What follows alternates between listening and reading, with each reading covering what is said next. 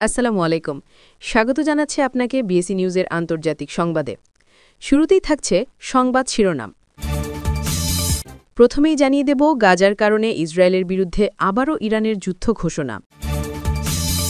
ইসরায়েলকে সাহায্য করার জন্য যুক্তরাষ্ট্রকে কড়া হুঁশিয়ারি দিলেন পুতিন।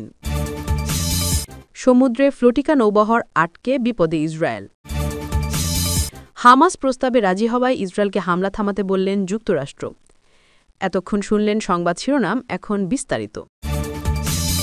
গাজার কারণে ইসরায়েলের বিরুদ্ধে আবারও ইরানের যুদ্ধ ঘোষণা।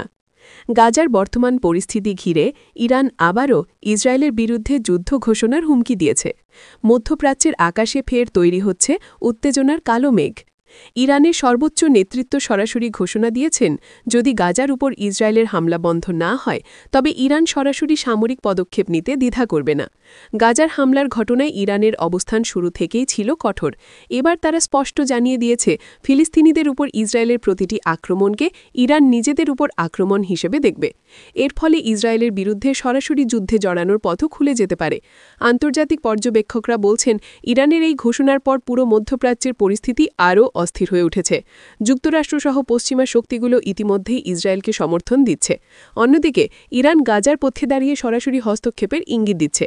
এতে করে অঞ্চলটি বড় ধরনের যুদ্ধে জড়িয়ে পড়তে পারে বলে আশঙ্কা বাড়ছে। বিশ্লেষকরা মনে করছেন, যদি ইরান তাদের এই যুদ্ধ ঘোষণাকে বাস্তবে রূপ দেয় তবে শুধু ইসরায়েলই নয়, এর সঙ্গে যুক্তরাষ্ট্র ও তার মিত্র দেশগুলোকেও ভয়াবহ পরিস্থিতির মুখোমুখি হতে হবে। এতে বিশ্বব্যাপী তেলের দাম থেকে শুরু করে আন্তর্জাতিক নিরাপত্তা পরিস্থিতিও মারাত্মকভাবে প্রভাবিত হতে পারে।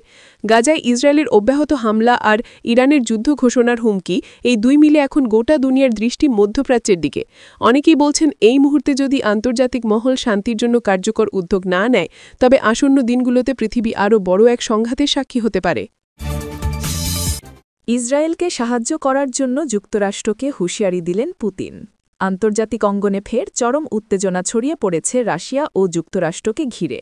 রাশিয়ার প্রেসিডেন্ট ভ্লাদিমির পুতিন এক ভাষণে যুক্তরাষ্ট্রকে কঠোরভাবে সতর্ক করে বলেছেন, ওয়াশিংটন যদি ইসরায়েলকে সরাসরি সামরিক সহায়তা দেয় তবে এর ফলাফল ভয়াবহ হবে। তিনি স্পষ্ট জানিয়েছেন, রাশিয়া এই পরিস্থিতিতে নীরব দর্শক হয়ে বসে থাকবে না। মধ্যপ্রাচ্যে ইসরায়েল ও ইরানের সংঘাত ইতিমধ্যেই বৈশ্বিক শান্তি ও স্থিতিশীলতার জন্য বড় হুমকিতে পরিণত হয়েছে।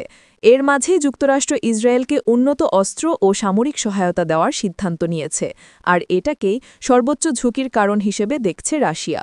পুতিনের মতে, যদি যুক্তরাষ্ট্র এই পদক্ষেপ নেয় তাহলে শুধু মধ্যপ্রাচ্য নয়, গোটা বিশ্বই অস্থিতিশীল হয়ে উঠবে। তিনি বলেছেন, বর্তমানে মধ্যপ্রাচ্যে যে আগুন জ্বলছে সেখানে বড় শক্তিগুলোর সরাসরি হস্তক্ষেপ মানে সেই আগুনকে আরও বাড়িয়ে তোলা। যুদ্ধ ছড়িয়ে পড়লে জ্বালানি বাজার ধাক্কা খাবে, বিশ্ব অর্থনীতি বিপর্যস্ত হবে, আর কোটি কোটি মানুষের জীবন অনিশ্চয়তার মধ্যে পড়ে যাবে। শুধু হুঁশিয়ারি নয়, পুতিন সমাধানের পথও দেখিয়েছেন। তিনি জোর দিয়ে বলেছেন, এমন পরিস্থিতিতে বড় শক্তিগুলোর উচিত কূটনৈতিক আলোচনার মাধ্যমে উত্তেজনা কমানো, সামরিক সহায়তা বাড়ানো নয়। রাশিয়া দাবি করছে, আলোচনার টেবিলে আসলেই সংকট সমাধান সম্ভব, কিন্তু একবার যদি বহিরাগত শক্তিগুলো যুদ্ধে নেমে পড়ে তবে তা হবে অপ্রতিরোধ্য বিপর্যয়। রাশিয়ার নিরাপত্তা পরিষদ থেকেও একই ধরনের বার্তা এসেছে। তারা বলেছে, যুক্তরাষ্ট্র যদি ইসরায়েলকে আধুনিক অস্ত্র ও সামরিক সমর্থন দেয় তবে তা দ্রুত আঞ্চলিক সংঘাতকে আরও বড় আকারে ছড়িয়ে দেবে। শুধু ইরান বা ইসরায়েল নয়, আরব বিশ্ব, ইউরোপ, এমনকি এশিয়ার দেশগুলোকেও এই সংঘাতের অভিঘাত সহ্য করতে হবে। অন্যদিকে যুক্তরাষ্ট্র এখনও নিজেদের অবস্থান থেকে সরে আসেনি, বরং ওয়াশিংটন বলছে, ইসরায়েলকে নিরাপত্তা দেওয়া তাদের দায়িত্ব। এই অবস্থানই দুই মহাশক্তির মধ্যে নতুন করে বিরোধকে স্পষ্ট করে তুলছে। অনেকেই আশঙ্কা করছেন, এই বিরোধ ঠান্ডা যুদ্ধের মতো নতুন এক বৈশ্বিক সংঘাতের পথ খুলে দিতে পারে। সবশেষে বলা যায়, পুতিনের এই হুঁশিয়ারি শুধু একটি বার্তা নয়, বরং বড় শক্তিগুলোর উদ্দেশ্যে সরাসরি সতর্ক সংকেত। এখন সবার নজর ওয়াশিংটনের দিতে। তারা কি পুতিনের সতর্কবার্তা আমলে নেবে, নাকি ইসরায়েলকে সাহায্য করে পরিস্থিতি আরও জটিল করে তুলবে, সেটিই দেখার বিষয়। হামাস প্রস্তাবে রাজি হওয়ায় ইসরায়েলকে গাজায় হামলা থামাতে বললেন ট্রাম্প। যুক্তরাষ্ট্রের শান্তি পরিকল্পনা প্রস্তাবে হামাসের আংশিক রাজি হওয়ার সিদ্ধান্তকে স্বাগত জানিয়েছেন মার্কিন প্রেসিডেন্ট ডোনাল্ড ট্রাম্প। ফিলিস্তিনের স্বাধীনতাকামী সংগঠনটি স্থায়ী শান্তির জন্য প্রস্তুত বলে আশাবাদ ব্যক্ত করেছেন তিনি। ডোনাল্ড ট্রাম্প গতকাল শুক্রবার হামাসকে তার প্রস্তাব মেনে নেওয়ার সময়সীমা বেঁধে দেন। তিনি বলেন, রোববার যুক্তরাষ্ট্রের স্থানীয় সময় সন্ধ্যা ৬টার মধ্যে প্রস্তাব মেনে নিতে হবে, নয়তো হামাসকে নরক যন্ত্রণা ভোগ করতে হবে। এর কয়েক ঘণ্টা পর হামাস এক বিবৃতিতে আংশিকভাবে প্রস্তাব মেনে নেওয়ার ঘোষণা দেয়। বিবৃতিতে বলা হয়, জীবিত ও মৃত সব জিম্মিকে মুক্তি দিতে রাজি আছে হামাস। প্রস্তাবের কয়েকটি গুরুত্বপূর্ণ শর্ত নিয়ে আরও আলোচনার দাবি জানিয়েছে তারা। হামাসের এই ঘোষণার পর ডোনাল্ড ট্রাম্প তার সামাজিক যোগাযোগ মাধ্যম ট্রুথ সোশ্যালে দেওয়া এক পোস্টে লিখেছেন, হামাসের সদ্য প্রকাশিত বিবৃতির ভিত্তিতে আমি বিশ্বাস করি তারা স্থায়ী শান্তির জন্য প্রস্তুত। ইসরায়েলকে অবিলম্বে গাজায় বোমাবর্ষণ বন্ধ করতে হবে, যাতে আমরা জিম্মিদের নিরাপদে এবং দ্রুত মুক্ত করতে পারি। চলমান হামলা ও সংঘাতের মধ্যে জিম্মিদের মুক্ত করা অত্যন্ত বিপজ্জনক বলেও উল্লেখ করেছেন তিনি। হোয়াইট হাউস কর্তৃপক্ষ গত সোমবার ২০ দফা বিশিষ্ট একটি পরিকল্পনা ঘোষণা করে। ইসরায়েলের প্রধানমন্ত্রী বেনিয়ামিন নেতানিয়াহু এতে সম্মতি জানান। ওই পরিকল্পনায় প্রস্তাব করা হয়, গাজায় তাৎক্ষণিকভাবে যুদ্ধ বন্ধ করতে হবে, পাশাপাশি ৭২ ঘণ্টার মধ্যে ২০ জন জীবিত জিম্মিকে ফিরিয়ে দিতে হবে, মৃত জিম্মিদের দেহাবশেষও হস্তান্তর করতে হবে। বিনিময়ে ইসরায়েলের হাতে আটক গাজার শত শত বাসিন্দাকে ছেড়ে দেওয়া হবে। ট্রাম্প ট্রুথ সোশ্যালে বলেন, যেসব বিষয় এখনও চূড়ান্ত হয়নি সেগুলো নিয়ে আমরা বিস্তারিত আলাপ আলোচনা করছি। এটি শুধু গাজা নয়, বরং মধ্যপ্রাচ্যে দীর্ঘকাল ধরে প্রত্যাশিত শান্তি প্রতিষ্ঠার প্রচেষ্টা। এদিকে বন্দি বিনিময়ে রাজি হলেও গাজার ভবিষ্যৎ শাসন ব্যবস্থা ও ফিলিস্তিনি জনগণের অধিকার সম্পর্কিত অন্যান্য বিষয় নিয়ে হামাস আরও আলোচনা করতে চায়। সংগঠনটি বলেছে, বিষয়গুলো নিয়ে আলোচনা চলছে। এক বিবৃতিতে হামাস আরও বলেছে, তারা গাজা উপত্যকার শাসনভার একটি স্বাধীন ফিলিস্তিনি সংস্থার বা টেকনোক্র্যাটের কাছে হস্তান্তর করতে চায়। এই সংস্থা ফিলিস্তিনি জাতীয় ঐক্যমত্য এবং আরব ও ইসলামী বিশ্বের সমর্থনের ভিত্তিতে গঠিত হবে। সমুদ্রে ফ্লোটিকার নৌবহর আটকে বিপদে ইসরায়েল। গাজায় মানবিক সহায়তা পৌঁছে দেওয়ার উদ্দেশ্যে ঔষধ, খাদ্য ও অন্যান্য প্রয়োজনীয় সামগ্রী নিয়ে যাত্রা করেছিল ফ্লোটিকার নৌবহর। সেই বহরে প্রায় ৫০০ জন মানবাধিকার কর্মীও ছিলেন, যারা নিরীহ মানুষের জন্য সাহায্য নিয়ে যাচ্ছিলেন। কিন্তু ইসরায়েল তাদের পথ আটকে দেয়। খবর পাওয়া গেছে, ইসরায়েলি সেনারা সমুদ্রে ফ্লোটিকাকে ঘিরে ফেলে এবং সেটিকে গাজায় পৌঁছতে বাধা দেয়। শুধু তাই নয়, নৌবহরে থাকা সকল মানবাধিকার কর্মীকে গ্রেফতার করা হয়েছে।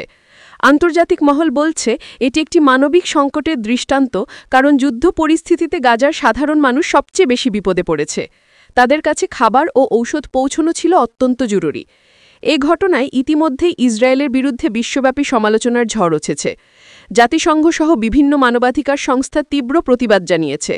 তারা বলছে, নিরীহ মানুষের জীবন বাঁচাতে পাঠানো সহায়তা আটকে দেওয়া মানবাধিকারের চরম লঙ্ঘন। ইউরোপ থেকে শুরু করে মধ্যপ্রাচ্যের বিভিন্ন দেশও ইসরায়েলের এই পদক্ষেপের বিরুদ্ধে কড়া অবস্থান নিয়েছে। বিশ্লেষকরা বলছেন, এই ঘটনাটি শুধু মানবিক সহায়তা আটকে দেওয়ার মধ্যেই সীমাবদ্ধ নয়, বরং এটি ইসরায়েলের আন্তর্জাতিক অবস্থানকেও বড় ধরনের চাপে ফেলে দেবে। কারণ বিশ্ব যখন গাজার দুর্দশা নিয়ে সরব, ঠিক তখনই এই ধরনের পদক্ষেপ ইসরায়েলকে আরও একঘরে করে তুলতে পারে। পাকিস্তানকে মানচিত্র থেকে মুছে দেওয়ার হুমকি ভারতীয় সেনাপ্রধানের। পাকিস্তানকে আবারও কঠোর হুঁশিয়ারি দিয়েছেন ভারতীয় সেনাপ্রধান জেনারেল উপেন্দ্র দ্বিবেদী। তিনি বলেছেন, সন্ত্রাসবাদকে সমর্থন বন্ধ করুন, নইলে ভৌগোলিক অস্তিত্ব হারাতে হবে। শুক্রবার ৩ অক্টোবর রাজস্থানের অনুপগড়ের একটি সেনা পোস্টে বক্তব্য রাখতে গিয়ে জেনারেল দ্বিবেদী বলেন, পাকিস্তান যদি মানচিত্রে নিজের অবস্থান বজায় রাখতে চায়, তাহলে সন্ত্রাসবাদকে রাষ্ট্রীয় সমর্থন বন্ধ করতে হবে। ভারতীয় সংবাদ মাধ্যম এনডিটিভি এ খবর জানিয়েছে। পশ্চিমার প্রতিবেশী দেশটিকে সতর্ক করে যে এটি সন্ত্রাস সংগঠকদের গভীর রাষ্ট্রীয় সমর্থনের জন্য পরিচিত। সেনাপ্রধান বলেছেন, ভারতীয় বাহিনী এবার কোনো সংযম দেখাবে না।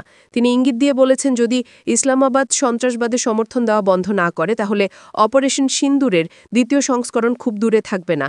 তিনি বলেন, এবার আমরা অপারেশন সিন্দুর ১.০তে যে সংযম দেখিয়েছিলাম তা বজায় রাখব না। এবার আমরা এমন কিছু করব যা পাকিস্তানকে ভাবতে বাধ্য করবে যে তারা কি মানচিত্রে নিজের অবস্থান রাখতে চাইছে। চায় কিনা। যদি পাকিস্তান মানচিত্রে নিজের অবস্থান রাখতে চায় তবে রাষ্ট্রসমর্থিত সন্ত্রাস বন্ধ করতে হবে। সেনাপ্রধান পাকিস্তানি সেনাদেরও সতর্ক থাকার আহ্বান জানিয়েছেন। বলেছেন, যদি ঈশ্বর ইচ্ছে করেন খুব শীঘ্রই আপনারা সুযোগ পাবেন। সবার জন্য শুভেচ্ছা। দ্বিবেদীর এই হুঁশিয়ারি এয়ার চিফ মার্শাল এপি সিংয়ের আগের দিনের মন্তব্যের পরই এলো। এর আগে চিফ মার্শাল জানিয়েছিলেন, গত মে মাসে অপারেশন সিন্দুরের সময় ভারতীয় বাহিনী 4 থেকে 5টি পাকিস্তানি যুদ্ধবিমান গুলি করে ভূপাতিত করেছে। এর মধ্যে রয়েছে মার্কিন নির্মিত F-16 এবং চীনা J-18। গত মে মাসে কাশ্মীরের পেহেলগ্রামের সশস্ত্র হামলার পর দুই দেশ প্রায় যুদ্ধের পরিস্থিতিতে চলে গিয়েছিল। দুই প্রতিবেশী উভয় দেশের ভেতরে বিমান হামলা চালায়।